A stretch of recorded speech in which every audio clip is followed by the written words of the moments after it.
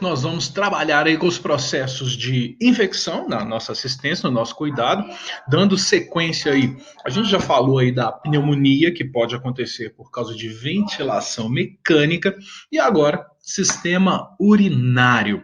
Da mesma forma que eu falei no sistema respiratório, também nós temos a defesa inata no sistema urinário, que vai estar ligeiramente comprometida por causa do procedimento de inserção de um catéter vesical, ou por causa da sonda vesical. Qual que é esse mecanismo? Hã? Qual que é? Qual que é? Qual que é? Anda, galera. Vamos lá, vamos. Mecanismo inato do sistema urinário. Ah, sim, isso. Diurese. Hã? Fazer xixi, diurese. Isso é uma defesa natural. Por quê? Através do processo de diurese, nós estaremos aí lavando, a gente está aí limpando a uretra. A diurese prevenir, a diurese previne infecção. Por isso que é importante você ir ao banheiro. Não só, claro, para não reter a urina, mas para você poder limpar a uretra. Tanto é que, quando é solicitado o exame de urina, quando pede urina rotina, o que eles orientam? Desprezar o primeiro jato. Por quê? O primeiro jato é que vai lavar a uretra, que vai limpar esse canal uretral. Então, no caso aí, como o paciente vai estar com o catéter, ele não vai realizar esse processo natural e a partir dessa forma, a partir de então, passa a acontecer o processo de eliminação da urina através do catéter. E a infecção associada a esse catéter, ela pode ter uma ligação direta com a condição da presença do catéter. Pode ser uma infecção devido ao catéter, uma reação natural do organismo devido ao catéter, ou a contaminação pode ter sido colocada durante a inserção do catéter. Normalmente, quando tem os quadros infecciosos através de um catéter urinário, através de uma sonda vesical de alívio, mas no caso, principalmente de demora, é associada à questão da técnica e do tempo de permanência. Quanto mais tempo o paciente fica, maior a probabilidade dele desenvolver uma infecção. Quanto mais tempo ele permanece com esse catéter, maior a chance dele ter uma infecção do sistema urinário. A infecção do trato urinário, as ITUs, ligadas ao catéter vesical, ligado à sonda vesical, é qualquer infecção que exista aí com o paciente que tem um catéter vesical de demora, uma sonda vesical de demora. Por que é chamado de demora, hein? E qual que é a outra? A gente tem duas. Sim, isso. Nós temos a sonda vesical de alívio, que serve para isso, aliviar o paciente. Quanto tempo que ela dura? Quantos dias que ela fica? Quanto tempo que ela fica no paciente? Tá aí, é alívio. Colocou, aliviou, tirou. Simples assim, tranquilo. Tá? Tanto é que ela é utilizada somente quando há aí uma condição do paciente na retenção urinária, ele não consegue urinar por conta própria, então a gente coloca essa sonda, alivia o paciente, retira. E demora? Permanece, demora, fica. A drenagem ela é contínua enquanto esse catéter estiver lá. E aí, no caso, esse catéter instalado por um período maior do que 2 dias, 48 horas, é óbvio que normalmente ele vai ficar mais do que isso mesmo. Tá? A catéter vesical de demora tem uma permanência trabalhada aí em média, isso não é padrão seguido, não tem que ser assim, não. Mas fica em média de 7 a 15 dias. Pode permanecer nesse período. Não quer dizer que seja obrigatório trocar, não quer dizer que seja obrigatório substituir, tá, com os 15. Sei lá, pode ser que fique 16, 17, 20, 21, depende. Depende muito de cada caso. Mas o importante é que nesse período de tempo de 7 a 15, existe um controle muito eficaz das infecções. O problema é que quanto mais tempo fica, maior chance de infecção. Por isso que é recomendada a troca, por isso que é recomendada a substituição. E, logicamente, que tem que verificar se o paciente já tinha algum quadro infeccioso associado a uma probabilidade no sistema urinário antes de inserir esse catéter. Tá? Ou, claro, depois que tirou, aí se ele teve algum quadro infeccioso ou não.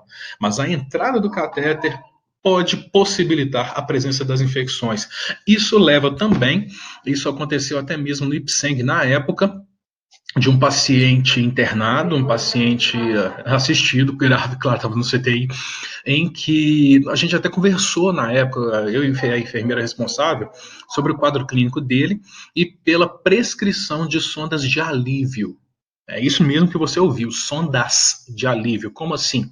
O médico deixou prescrito. O paciente tem retenção, caso seja necessário, sonda vesical de alívio. Sonda vesical de alívio. Tá? Ou seja, era necessário, então a gente passava a sonda. Nesse caso, nessa situação, nesse paciente, ele, naquele momento, não vou falar que você é padrão, naquele momento para ele, o que a gente conversou com o médico? Pô, você prescreveu alívio, a gente está fazendo aí 2, 3 sondas no plantão, a gente está fazendo uma sonda a cada 12, por que você não, a cada 2 sondas a cada 12, por que você não passa uma de demora? Aí ele está assim, Fernando, vamos conversar.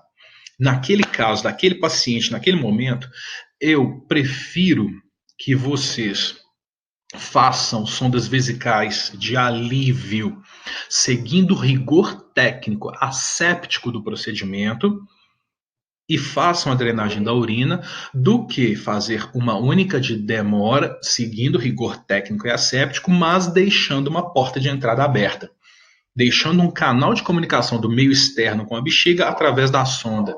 Se você trabalhar com esse paciente, as vesicais de alívio, você entra com a sonda, drena urina e tira, ele não vai ter essa probabilidade de ter uma infecção associada ao catéter. Para aquele quadro, para aquela situação naquele momento, o médico julgou dessa forma, ele achou melhor para o paciente.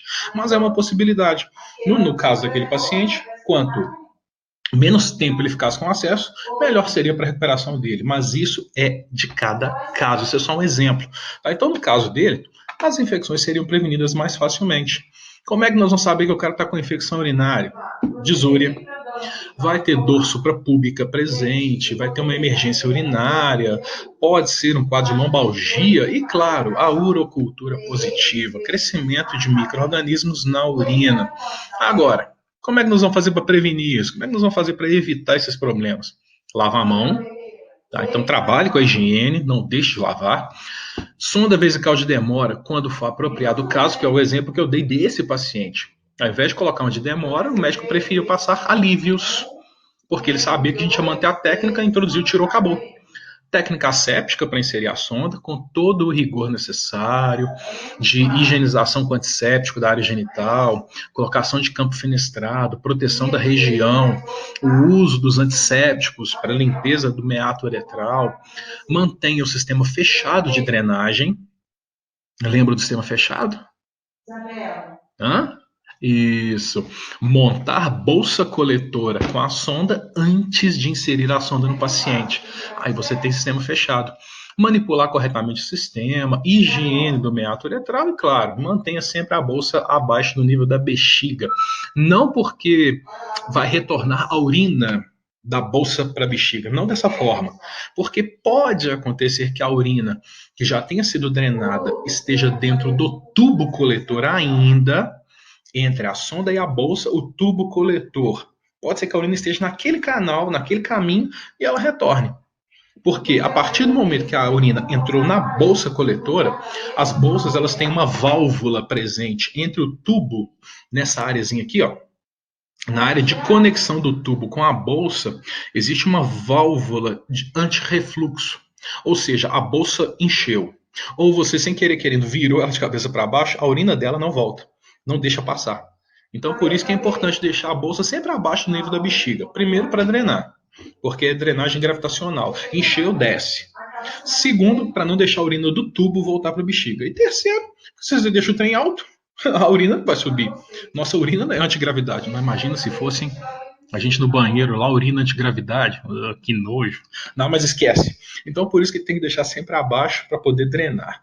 Turma, daqui a pouquinho a gente vai conversar aí sobre os catéteres venosos e, claro, as prevenções de infecção diretamente a eles. Um abraço a todos, não sai daí. Paciente Crítico 2 volta já.